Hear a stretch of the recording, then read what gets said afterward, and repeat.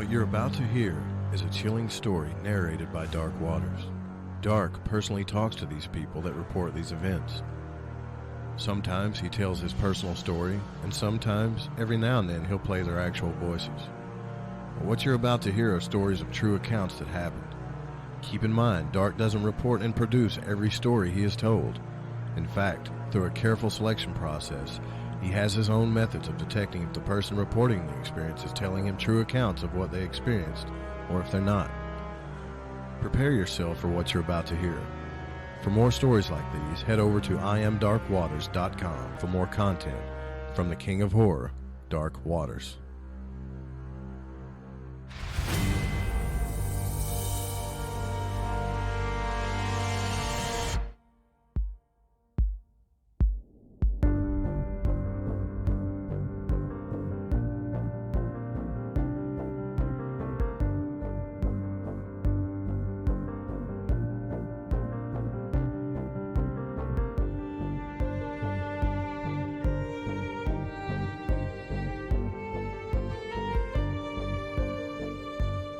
Working as an EMS for over 30 years, I've seen it all.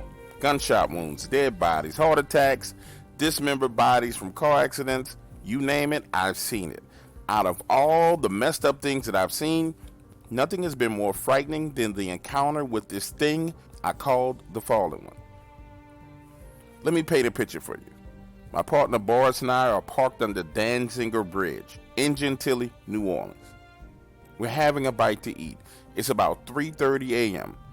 We had just dropped off a man who suffered cardiac arrest. We managed to get him stabilized, get him to the hospital, and we were feeling great about ourselves. I'm stuffing my face with a hamburger when a call comes across. There's been an accident. It's about 10 miles away from us on I-10, and this one is bad. An 18-wheeler has rolled over the driver, dead, and in two of the other cars, all the people are injured. Now, when we arrive, it's 10 times worse than what I thought it was. Other drivers have gotten out of their cars trying to help. One of the vehicles had been half crushed by the 18-wheeler, with people still trapped inside. Somehow, this teenager had managed to squeeze himself out of the car, but he had a gigantic piece of metal lodged in his abdomen, deep lacerations in his thigh, and he had already lost a lot of blood. So we grab him first and go to work. And as we're working on him, 4 of the ambulances arrive. Now this is where things go from normal to beyond paranormal. We load him up and we're headed to the hospital. The kid flatlines, dead as a freaking doorknob. I try to revive him 3 times and nothing. And just so you understand exactly how long this kid was dead, Boris had switched routes. We were no longer headed to Charity Hospital, but on our way to the morgue. And I'm sitting there saying, Boris, I thought we had this kid.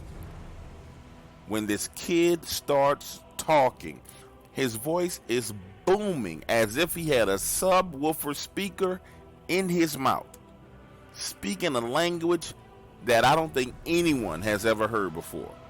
Now, no matter how hard I try to explain this to you, I may never actually be able to paint the picture clear enough as to what the hell this looked like. Remember, this kid had the equivalent of a metal rod lodged in his abdomen, and he was dead.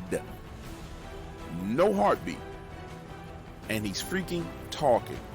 His eyes open, and they're all black. Then his heartbeat returns, and he lays there breathing, his eyes closed like something out of a fucking horror movie. At this point in time, I've stood up, backed as far away from him as possible. Boris is in the front seat screaming at me, "What's going on? What's going on?"